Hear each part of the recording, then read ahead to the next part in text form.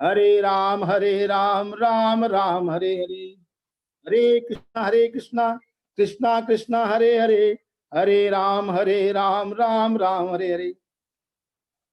भगवत गीता में अष्टांग योग अध्याय 4 श्लोक, अध्याय 6 श्लोक संख्या 3।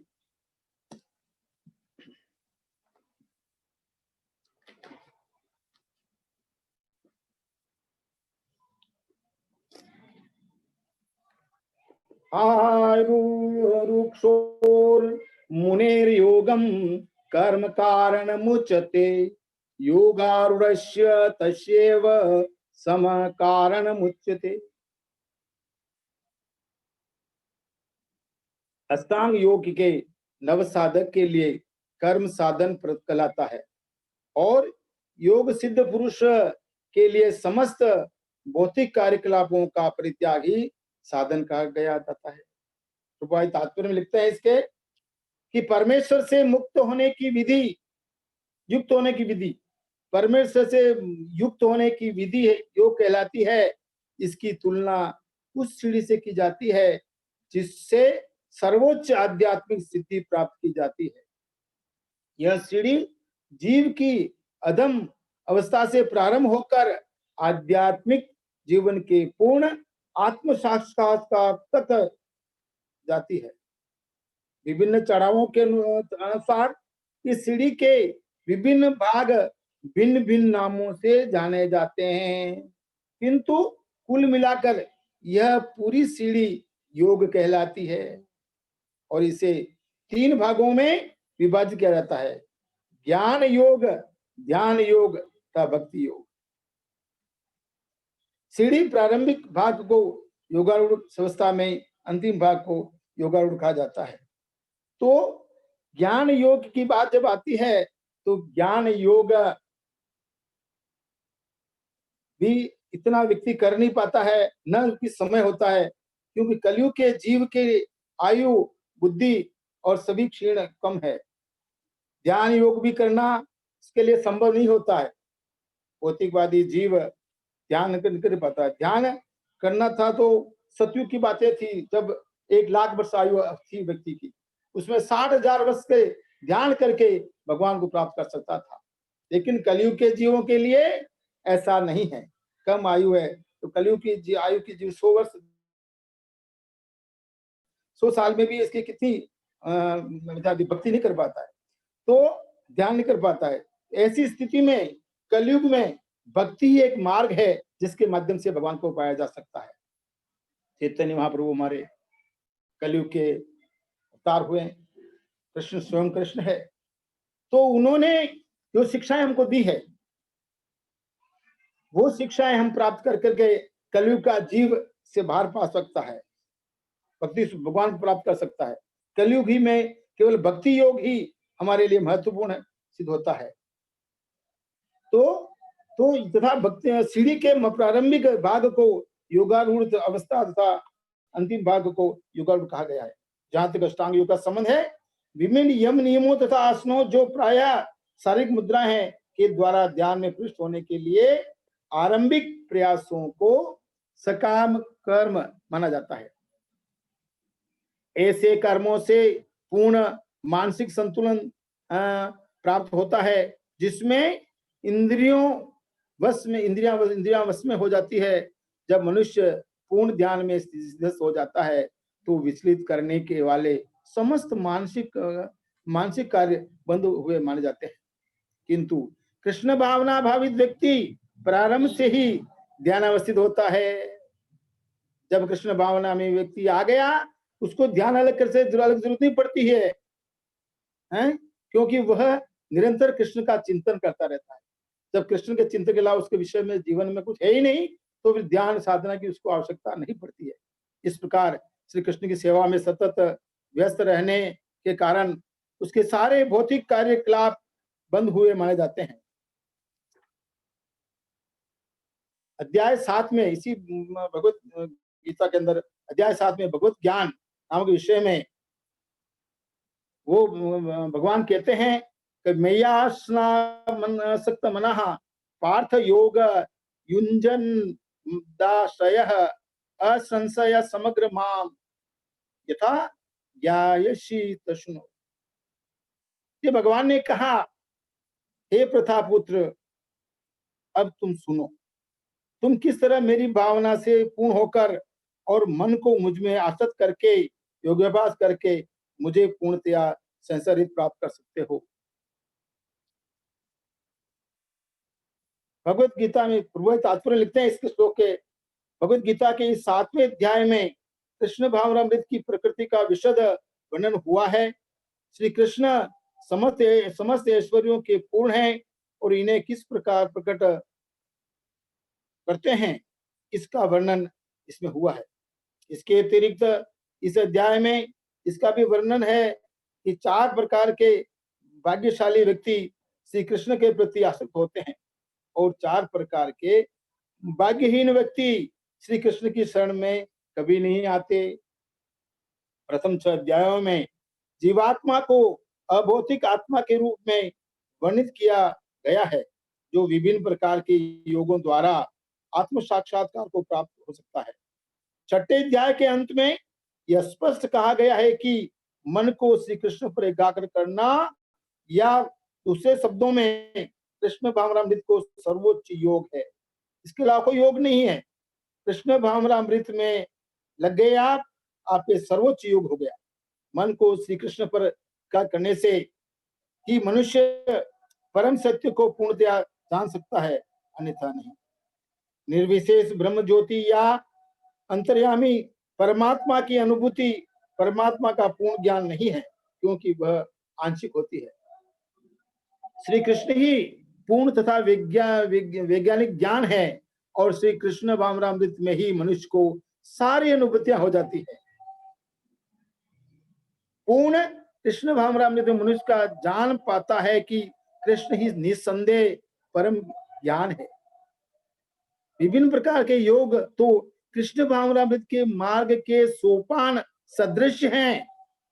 जो व्यक्ति कृष्ण भावनामृत ग्रहण करता है वह समस्त ब्रह्म ज्योति तथा परमात्मा के विषय में पूरी जान लेता है। क्यों कि ईश्वर पूर्ण है। ब्रह्मा जी ने अपनी ब्रह्म संहिता में लिखा था, ईश्वर कृष्ण परम कृष्ण सच्चिदानंद विग्रह अनादिरादिर गोविंद सर्व कारण कारण। अध्याय जो 5 का विषय है सर्व कारण कारकम, जो भगवान सर्व कारण के कारण है।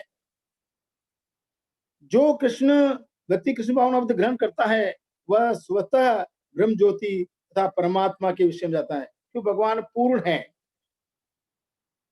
और ईश्वर यही है। इसलिए इसके योग के अलावा कोई योग करना व्यक्ति के लिए समय बर्बाद करना है। कृष्ण भावनामृत योग का अभ्यास करते करके मनुष्य सभी वस्तुओं को यथा परम सत्य, तो भगवान सत्य, खुद भगवान सत्य है, ईश्वर है। जीवात्माएं प्रकृति तथा साज सामग्री समेत उनके प्राकट्य को पूरी तरह जान सकता है। अतः मनुष्य को चाहिए कि 6ठे अध्याय के अंतिम श्लोक के अनुसार योग का अभ्यास करे। परमेश्वर श्री कृष्ण पर ध्यान की एकाग्रता को नवदा भक्ति के द्वारा है संबंध में बताया गया है, जिसमें स्वर्णम अग्रणी सबसे महत्वपूर्ण है। जिसने कुछ सुना है भगवान के बारे में है वो ही आगे भक्ति कर सकता है।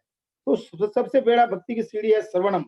सुनेंगे, हम शास्त्र को सुनेंगे, आचार्यों को सुनेंगे, तब जाकर के हम भक्ति में प्रगति कर सकते हैं। अन्य कोई मार्ग नहीं है।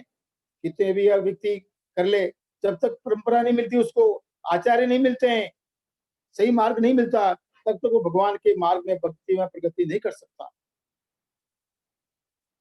अतः भगवान अर्जुन से कहते हैं तस्य सुनो, अर्थात मुझे सुनो, तुम्हारी की बातें सब छोड़ दो। भगवान गीता में कहते हैं सर्वधर्मां परित्याज्य मामेकं शरणं व्रज। भगवान अर्जुन कहते हैं हे अर्जुन, तू सब बातें छोड़ दे, केवल मेरे को सुन। क्योंकि भगवान की वाणी धर्म है और भगवान कहते हैं जो शास्त्र भगवान वेद भगवान के मुख से निकलते हैं, वेद के जन्मदाता भगवान ही है। तो भगवान यहाँ अर्जुन को कह रहे हैं कि अर्जुन तुम मुझसे सुनो, श्री कृष्ण से बढ़कर कोई प्रमाण नहीं है, क्योंकि भगवान जो कृष्ण है उनमें 64 कलाएं हैं, अन्य देवी देवताओं में 50 है, 60 है, लेकिन सर्व गुण है 64 जो कलाएं हैं भगवान कृष्ण में है। तो यहाँ भगवान अर्जुन को कह रहे हैं कि अर्जुन, श्री कृष्ण से बढ़कर कोई प्रमाण नहीं है, अतः उनसे उनसे सुनने का किसी से सौभाग्य प्राप्त होता है। जो सौभाग्यशाली व्यक्ति है जो इसको सुनता है, जो गीता को सुनता है? अतः मनुष्य को या तो साक्षात कृष्ण से संभव नहीं है तो श्री कृष्ण के शुद्ध भक्त से सुनना चाहिए। भगवान साक्षात तो किसी को सुना सकते हैं। भाग्यशाली था अर्जुन, जो है परम भक्त होने के वजह से भगवान ने स्वयं ने उसको सुनाया। हमारे लिए संभव नहीं है। हमारे लिए प्रभुपाद जी कहते हैं यहाँ कि कृष्ण के शुद्ध भक्त, जो हमारा आचार्य परंपरा में चल रहे हैं, जो है शुद्ध भक्त हैं। यहाँ शुद्ध भक्त कहा है? भक्त तो बहुत मिलेंगे आपको, एक बाजार में जाओ, एक ढूंढो तो 1000 भक्त मिल जाएंगे, हैं? धर्म के नाम पर कई धंधा करते हैं, लेकिन यहाँ प्रभुपाद कहते हैं कि शुद्ध भक्त को सीखना चाहिए। तो शुद्ध भक्त है उनके शरण में जाना चाहिए, उनके माध्यम से हमें भक्ति करनी चाहिए, भगवान के बारे में जानना चाहिए, न कि अपनी शिक्षा का अभिमान करने वाले अभक्त हैं। आज 99% कह सकता हूं मैं, अपवाद नहीं होगा, ऐसे कथावाचक ही हैं जो केवल अपने धनोपार्जन के लिए, पब्लिक में पब्लिसिटी के लिए वही करते हैं और भगवान के वास्तविक गुणों का बखान नहीं कर सकते और भाव से शुद्ध भक्ति नहीं कर, शुद्ध भक्ति से नहीं कर सकते। वो जो अपनी कहानियां सुनाएंगे, जनता कैसे लाभान्वित हो, जनता कैसे आकर्षित हो, जनता कैसे धन को देवे और किस तरह से अपना नाम कमाए। तो ऐसे कथावाचक जो हमारे शुद्ध परंपरा शुद्ध भक्त बहुत कम मिलते हैं। कृष्ण भावनामृत भक्त हमारे गुरु महाराज और हमारे परम प्रभुपाद जी जो बिल्कुल शुद्ध थे, जिनकी वाणी और भगवान वाणी में कोई अंतर नहीं था, जो मुंह से कह देते वो काम आ जाता था। ऐसे यहाँ कुछ ढोंगी होते हैं हमारे भौतिकवाद में भी, जो कुछ आडंबर करते हैं, अपना गिरोह बना रखते हैं, अपने शिष्य बना रखते हैं, उनके माध्यम से वावे कराते हैं। वावे कराते कराते उन पब्लिक की अंध पब्लिक को, जो बद्ध जीव है, उनको लूटते हैं। तो विधि का जानने की विधि किया तो भगवान ये कहते हैं परम सत्य भगवान श्री कृष्ण को जानने की विधि का वर्णन श्रीमद् भागवतम के प्रथम स्कंद के 2वें अध्याय में इस प्रकार हुआ है। श्रृणन्तां स्वकथा कृष्ण पुण्य श्रवण कीर्तन हृदयन्तस्तो हृदयभ्राद्राणि विदुनयति सुहृतताम् नष्ट प्रायेषु अभद्रेषु नित्यम भागवत सेवया। यहाँ भगवान कहते हैं कि जो जीव नित्य भागवत श्रवण कर रहा है? भगवती उत्तम श्लोके भक्ति भक्ति नष्ट की, वो जीव सुनते सुनते सुनते सुनते इस भवसागर से पार हो जाएगा। चाहे उसको पढ़ना लिखना ना आता हो, केवल सुनने से, श्रोतागण केवल करने से वो इस जीवन भवसागर से पार हो सकते हैं। तदा रजस्तामो भावा काम लोभ दयास्यते चेतम एतेरनाविदम स्थितम सत्वे प्रसीदति एवं प्रसन्न मनसो भगवत भक्ति योगतः भगवत तत्व विज्ञान मुक्त संगय जायते विद्यते हृदय ग्रंथिर छिन्दन्ते सर्व संशया क्षीयन्ते चास्य कर्माणि दृष्ट एवात्मनीश्वरे। वैदिक साहित्य से श्री कृष्ण के विषय में सुनना या भगवत गीता के से साक्षात उन्हीं से सुनना, अपने आप में पुण्य कर्म है। व्यक्ति पुण्य कर्म नहीं कर पाता है तो कम से कम भगवत गीता सुने, भगवतम सुने। और जो प्रत्येक हृदय में वास करने वाले भगवान जो जीवात्मा के रूप में हमारे शरीर में विराजमान है, कृष्ण विराजमान है, वो करने वाले भगवान श्री कृष्ण के विषय में सुनता है कि मैं कौन हूँ, कहाँ से आया हूँ। उसके बारे में जानकारी प्राप्त करता है, उसके लिए शुभेच्छु मित्र की भांति कार्य करते हैं। और जो भक्त निरंतर उनका श्रवण करता है, भगवान की लीलाओं को सुनता है, भगवान कथाओं को सुनता है, शुद्ध भक्तों से शास्त्रों के बारे में सुनता है, वे शुद्ध कर देते हैं। इस प्रकार भक्त अपने सुप्त दिव्य ज्ञान को फिर से लपा लेता है, जो हमारे सुप्त है। तो सुप्तावधि में हमारी बुद्धि पड़ी हुई है, ज्ञान हमारा है लेकिन वो सोया हुआ है, तो वो वापस पुनः जाग जाती है इनको सुनने से। जैसे अग्नि में राख आने की वजह से आग दिखती नहीं है, जब हवा करते हैं तो मालूम पड़ता है इसमें आग है। तो ये जो ज्ञान हमें शास्त्र जो सुनाता है, जो शुद्ध भक्त हमें शास्त्र सुनाते हैं, इससे हमारी बुद्धि सोई हुई है वो जग जाती है। जो जो वो भागवत तथा भक्तों से श्री कृष्ण के विषय में अधिकाधिक सुनता है, त्यों त्यों वह भगवत भक्ति में स्थिर हो जाता है। जो जो व्यक्ति जितना सुनेगा, सुनने से वो भगवत भक्ति में स्थिर हो जाएगा।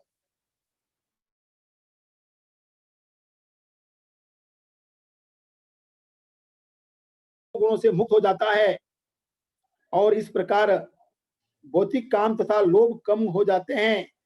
जब ये कलमश दूर हो जाते हैं तो भक्त सतोगुण में स्थिर हो जाता है। भक्ति के द्वारा स्फूर्ति प्राप्त करता है और भगवत तत्व की पूरी तरह जान लेता है। भक्ति योग भौतिक मोह की कठिन ग्रंथि को भेदता है और भक्त को असंशय संप्रग्रम अर्थात परम सत्य श्री भगवान को समझने की अवस्था को प्राप्त कराता है। श्रीमद् भागवतम 1-2-17-21। अतः श्री कृष्ण से या कृष्ण भावना में भक्तों के मुखारबिंद से सुनकर ही कृष्ण तत्व को अंदा सकता है। कृष्ण हरे कृष्ण। तो इस तरह से ये बताया गया है, प्रभुपाद जी ने लिखा है कि भगवत भक्ति प्राप्त करने के लिए हमें हमारे आचार्यों से अनुप्रमाणित ग्रंथों से सुनना चाहिए। प्रमाणित ग्रंथों से सुनने से ये हम भगवत प्राप्ति कर सकते हैं। और कलयुग जैसे 4 युग हैं, 4 युग है, सतयुग, त्रेता, द्वापर और कलयुग। इसका हर एक का अलग अलग धर्म है, युग धर्म है। सतयुग का युग धर्म था ध्यान साधना करना, तपस्या करना, तप करना। त्रेता का युग धर्म है यज्ञ करना, हवन आदि करना। भगवान राम के टाइम में यज्ञ हुए थे। और द्वापर में कृष्ण के समय में पूजा अर्चना है, किस तरह से पूजा मंदिर की जाती है, अर्चना की जाती है, तो भगवान की कथाएं सुन जाती है, तो वो इसमें हुआ। और कलयुग में व्यक्ति की आयु अल्प है, बुद्धि अल्प है और कई तरह की समस्या में उलझा रहता है। ऐसी स्थिति में हमारे कलयुग में अवतार जो कृष्ण के रूप में हुए चैतन्य महाप्रभु, उन्होंने हमें मार्ग दिया है कि कलयुग, जैसे तुलसीदास जी ने कहा है उस समय रामायण में, कलयुग केवल नाम आधारा, सुमिर सुमिर नर उतरो पारा। कलयुग में आते आते आते आते सब धर्म, सब पूजा पाठ पद्धति सब नष्ट हो जाएगी, केवल हरि नाम रहेगा। हरि का नाम जो ले पाएगा कलयुग के भवसागर से पार हो जाएगा। चैतन्य महाप्रभु ने कहा है, हरे नाम केवलम, कलौ नास्ते नास्ते नास्ते गति अन्यथा। कलयुग के जीव की जो गति है वो हरे नाम लेते लेते, हरे नाम हरे कृष्णा कृष्णा हरे राम राम करते करते ही पार हो जाएगा। और कोई मार्ग नहीं है, क्योंकि इतना समय उसके पास नहीं रहेगा, न वो इतना शास्त्र पढ़ पाएगा, न इतना ध्यान कर पाएगा, न योग कर पाएगा। ऐसी स्थिति में व्यक्ति को केवल हरि नाम लेकर के पार किया जा सकता है। बहुत सुगम रास्ता हमने चैतन्य महाप्रभु ने हमको दिया है, बहुत सरल दिया है। उनके जीवन में जो उन्होंने शिष्टाष्टक लिखे, उनका वचन करना चाहूंगा मैं। चेतो दर्पण मार्जनम बहु महादावाग्नि निर्वापणम श्रेयम केरव चंद्रिका वितरणम विद्यावधु जीवनम। हरे कृष्णा। बंद हो गया प्रभु चार्ज।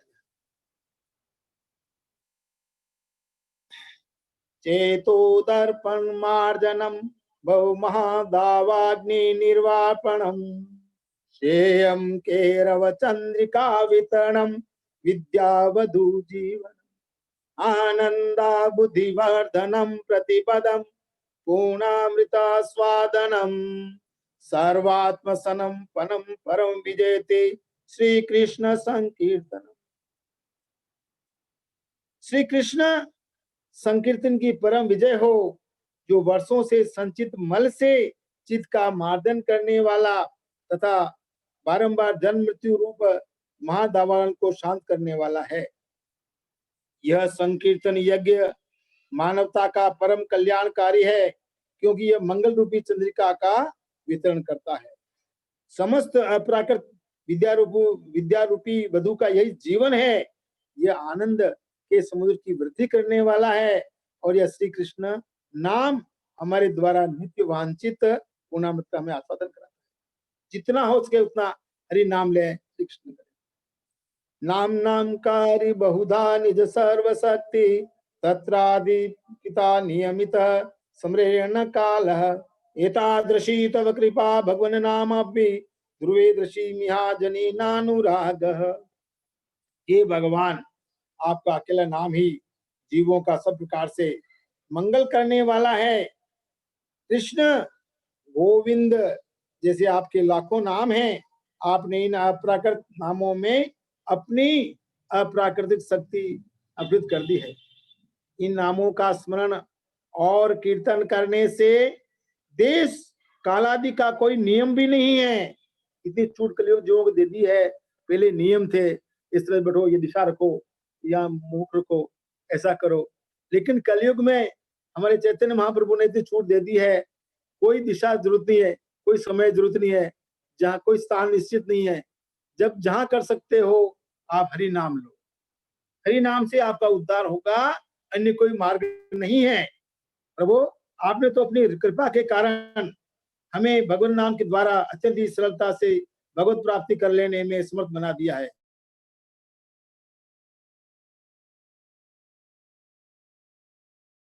सुनी चैना तरोरपि सहिष्णा अमानिना मान देना कीर्तनीया सदा हरि।